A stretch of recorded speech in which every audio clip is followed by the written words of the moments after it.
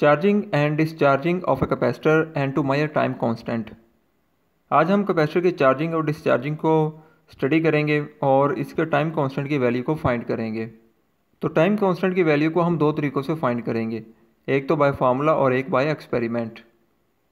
हम फार्मूला और एक्सपेरिमेंट दोनों तरीक़ों से टाइम कांस्टेंट की वैल्यू को फाइंड करेंगे और उनको आपस में कंपेयर करेंगे कि इनमें कितना डिफरेंस है।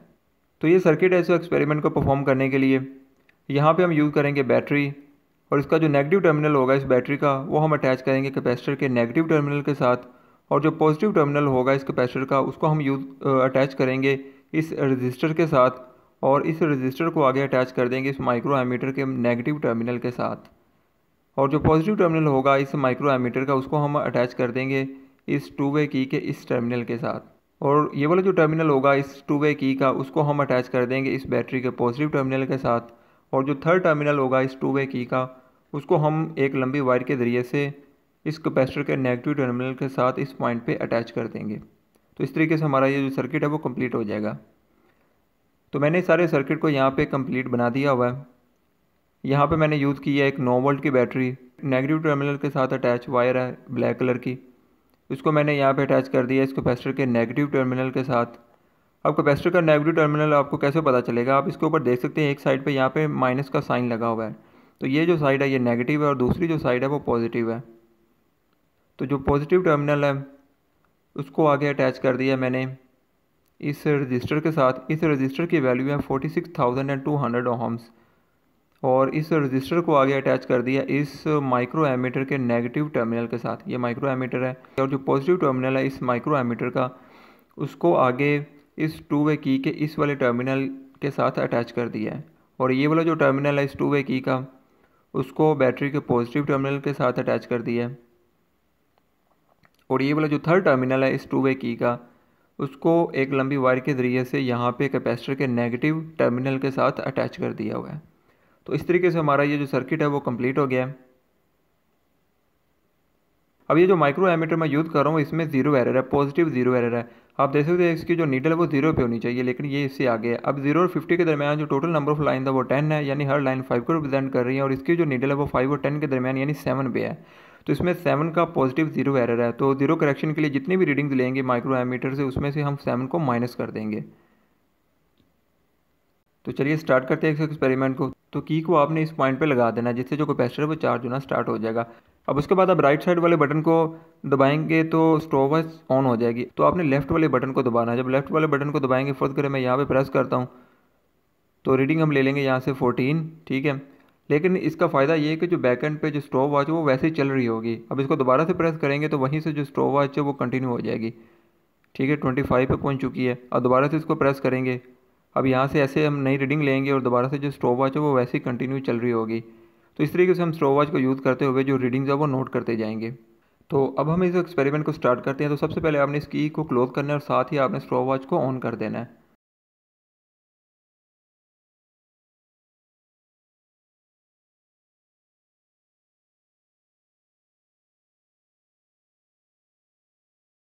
तो देख सकते हैं मैंने यहाँ पे 160 पे रीडिंग ले ली है। तो 160 पे जो टाइम है वो 13 सेकेंड लगा है, तो यहाँ पे मैंने नोट कर लिया है, और इसको आगे ऐसे ही कंटिन्यू कर देंगे। तो 150 पे मैंने रीडिंग ले ली है एक और, तो 24 सेकेंड लगे हैं 150 पे। उसके बाद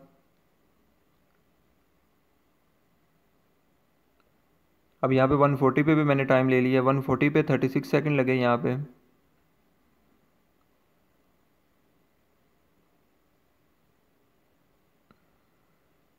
अब यहाँ पे मैंने एक और रीडिंग ले ली, 49 सेकेंड लगे हैं 130 पे। अब दोबारा से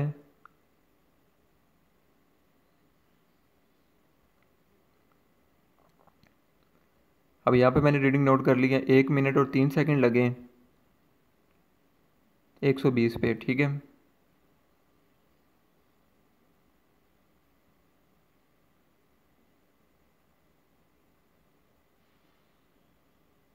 और 110 पे भी मैंने रीडिंग नोट कर ली। तो यहाँ पे 1 मिनट और 20 सेकेंड है। माइक्रो एमीटर में जो रीडिंग है वो 110 है। और इसी तरीके से 100 पे भी एक रीडिंग ले लेंगे। ये 100 पे नीडल आ गई है, और इसको स्टॉप वॉच से रीडिंग ले लेते हैं। तो 1 मिनट और 38 सेकंड लगे हैं और जो रीडिंग है वो 100 है। तो इस तरीके से आपने इसमें से कुछ रीडिंग्स आपने नोट कर लेनी है और उसके बाद हम इन सब रीडिंग्स को लेके एक ग्राफ को अपलोड करेंगे। लेकिन उससे पहले हम माइक्रो एमीटर पे जो रीडिंग है उनकी जो ज़ीरो करेक्शन है वो भी हमने करनी है। तो यहाँ पे मैंने सारी रीडिंग्स नोट कर ली हैं। तो इस वाले कॉलम में टाइम हमने नोट किया था, इसमें कुछ वैल्यूज़ मिनट के अंदर थी। सेकंड और मिनट सब वैल्यूज़ को मैंने यहाँ पे सेकंड्स के अंदर ही कन्वर्ट कर दिया। जैसे 1 मिनट और 3 को मैंने 63 और 1 मिनट और 20 को मैंने 80 सेकंड, इस तरीके से सबको मैंने सेकंड के अंदर कन्वर्ट कर दिया। और यहाँ पे माइक्रो एमीटर की रीडिंग मैंने नोट की थी 160 150 इस तरीके से ऑनवर्ड, लेकिन इसमें एरर था पॉजिटिव 0 एरर 7 का। तो ज़ीरो करेक्शन के लिए क्या करना है, हमने यहाँ से माइनस करना है सब में से 7 को। तो सब में से 7 को माइनस करके मैंने यहाँ पे आगे जो करेक्टेड एमीटर की रीडिंग है वो मैंने यहाँ पे आगे लिख दी हुई है। अब आगे हमने ग्राफ इस वाले कॉलम, ठीक है, ये जो टाइम सेकंड्स के अंदर है और ये जो करेक्टेड एमीटर की रीडिंग है ये वाला कॉलम, इन दोनों के दरमियान हमने ग्राफ को प्लॉट करना है। ठीक हो गया, टाइम और करेक्टेड एमीटर की रीडिंग्स के दरमियान जो ग्राफ है वो प्लॉट करेंगे। उसके बाद जो रेजिस्टेंस है वो R is equal to 46,200 ohms use की है और जो कैपेसिटर है उसकी कैपेसिटेंस 3300 माइक्रो फैरेड है। अब ये इसके ऊपर भी लिखी होगी, कैपेसिटर के हर कैपेसिटर के ऊपर इसकी कैपेसिटेंस लिखी होती है। ये उसके ऊपर लिखा हुआ 3300, आगे लिखा हुआ माइक्रो फैरेड। आप इसको देख सकते हैं, लिखा हुआ है 3300 माइक्रो फैरेड, साइड एंगल से भी आप देख सकते हैं। अब उसके बाद यहाँ पे ग्राफ लोड करेंगे तो उसके लिए यहाँ पे टाइम को एक्स एक्सिस के अलॉन्ग और जो करंट होगा उसको वाई एक्सिस के अलॉन्ग माइक्रो एमीटर को लेंगे। तो ऊपर यहाँ पे मैंने स्केलिंग कर दी हुई है। अलॉन्ग एक्स एक्सिस जो वन बिग बॉक्स है वो इज इक्वल टू 50 सेकंड मैंने यहाँ पे लिया है और वन स्मॉल बॉक्स 50/10, क्योंकि एक बड़े बॉक्स में 10 स्मॉल बॉक्सेज होते हैं तो 5 सेकंड आ जाएगा। और along y axis one big box is equal to 20 microampere, one small box is equal to 20/10 is equal to 2 microampere. उसके बाद टाइम ये वाले दोनों कॉलम्स के दरमियान हम ग्राफ प्लॉट करेंगे। तो टाइम फर्स्ट की रीडिंग देखते हैं, यहाँ पे 13 है हमारे पास और जो एमीटर की रीडिंग है वो है 153।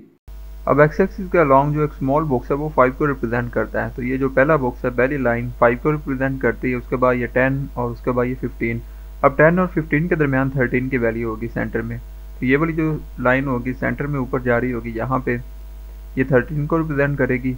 और जो वाई एक्सिस के अलॉन्ग है वहाँ पे एक स्मॉल बॉक्स 2 को रिप्रेजेंट करता है। तो ये 142, ठीक है, और 44, 46, 48, 50, 52 और 54 और 52 के दरमियान ये जो सेंटर लाइन है ये वाली, ये रिप्रेजेंट करेगी 53 को। ठीक है, तो 53 से आगे ये अगर लाइन इधर को एक्सटेंड करे और नीचे से ये वाली लाइन जो है मिड में ये 13 की आ रही है, तो ये वाला जो पॉइंट है ये वाला, ये इन दोनों का इंटरसेक्ट पॉइंट होगा। ठीक है, इसको हम मार्क कर लेंगे यहाँ पे, इस तरीके से इसको मार्क कर लेंगे। तो ये हमने पॉइंट यहाँ पे फाइंड कर लिया है और इसी तरीके से ये जो बाकी पॉइंट्स हैं सबको आपने मार्क कर लेना है। और उसके बाद आपने क्या करना है, इन सब पॉइंट्स को आपने आपस में ज्वाइन कर देना है। तो इस तरीके से आपने इन सब पॉइंट्स को आपस में मिला देना है।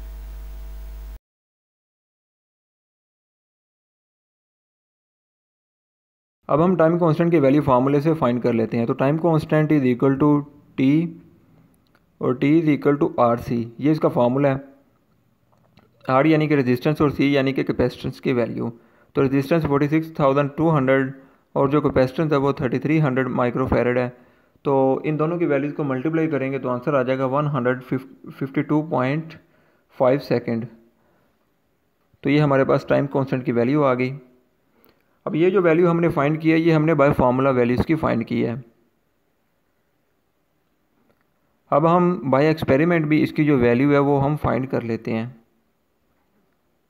तो बाय एक्सपेरिमेंट इसकी वैल्यू फाइंड करने के लिए हमें मैक्सिमम चार्जिंग करंट जो है उसकी वैल्यू फाइंड करनी होगी स्टार्टिंग में, यानी जब स्टार्टिंग पे टाइम t 0 होगा उस पॉइंट पे जो मैक्सिमम चार्जिंग करंट होगा वो हम फाइंड करेंगे। तो at start when t is equal to 0, तो मैक्सिमम जो चार्जिंग करंट है मैं उसको I0 से रिप्रेजेंट कर देता हूँ। तो I0 इज इक्वल टू, ये हमको फाइंड करना होगा। तो फाइंड करने के लिए सबसे पहले आप इस तरह के वायर एक लें और उसको कैपेसिटर के दोनों टर्मिनल के साथ इस तरीके से अटैच कर दें। इससे क्या होगा, ये जो कैपेसिटर है बड़ी स्पीड से ये डिस्चार्ज हो जाएगा। तो जब ये डिस्चार्ज हो जाएगा सही तरीके से तो आपने इस की को इस पॉइंट पे दोबारा से क्लोज करना है और माइक्रो एमीटर की रीडिंग को आपने देखना है कि मैक्सिमम रिफ्लेक्शन किस पॉइंट पे ये शो कर रहा है।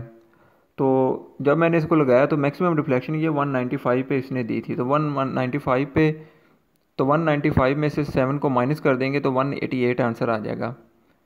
तो अब 188 तो अब हम 0.37 से इस 188 को मल्टीप्लाई करेंगे तो आंसर आ जाएगा 69.56 माइक्रो एम्पेयर। तो ये हमारे पास रीडिंग आ गई यहाँ पे। अब ये जो माइक्रो एम्पेयर की रीडिंग है 69.56 माइक्रो एम्पेयर, इस रीडिंग को हम ग्राफ की मदद से देखेंगे कि इसके रिस्पेक्टिव यानी इसके अकॉर्डिंग टाइम की वैल्यू कितनी होगी। तो यहाँ से देख लेते हैं 69.56 इसकी लाइन कौन सी बनती है वाई एक्सिस के अलॉन्ग। तो ये 62 है, 64, 66, 68 और ये 70। अब 70 और 68 के दरमियान ये जो सेंटर है यहाँ पे 69 होगी, ठीक है। तो ये वाली जो सेंटर वाली लाइन यहाँ से जारी होगी, यहाँ पे मैं इसको वैसे मार्क कर देता हूँ। ये जो लाइन है ये 69 को रिप्रेजेंट कर रही है, 69.56 को। अब ये ग्राफ को इस पॉइंट पे कट कर रही है। तो यहाँ से बिल्कुल वर्टिकल एक डाउनवर्ड यहाँ पे एक लाइन लगा लेते हैं वर्टिकली। अब यहाँ पे जो एक्स एक्सिस के अलॉन्ग ये जो लाइन जिस पॉइंट पे इसको कट कर रही है, तो वहाँ से इसके टाइम की वैल्यू फाइंड कर लेंगे। इस पॉइंट पे जो करंट था वो था 69.56 माइक्रो एम्पेयर, ठीक हो गया। उसको हमने आगे इस देखा था कि ये इस पॉइंट पे इंटरसेक्ट कर रही है इस ग्राफ को, और उसको नीचे यहाँ पे हमने एक्सटेंड कर दिया था। और इस पॉइंट पे जो टाइम की वैल्यू बनती है 150, और उसके बाद जो अगली लाइन है वो 155 को रिप्रेजेंट कर रही है, और ये ऑलमोस्ट इसके सेंटर में है। तो हम इसको हाफ कंसिडर कर लेते हैं, यानी 5 का हाफ यानी 2.5, तो 150 और 2.5 तो हो जाएगा 152.5 सेकेंड्स। तो इस पॉइंट पे जो टाइम हमारे पास आया वो 152.5 सेकेंड्स आ गए। तो इस तरीके से ग्राफ से हमने जो टाइम कांस्टेंट की वैल्यू फाइंड की है वो 152.5 सेकेंड्स है। तो इस तरीके से हमारी जो रीडिंग्स है दोनों सेम ही रीडिंग आ गई है, लेकिन आपकी रीडिंग थोड़ी डिफरेंट आ सकती है, लेकिन ज़्यादा डिफरेंस नहीं होगा दोनों में।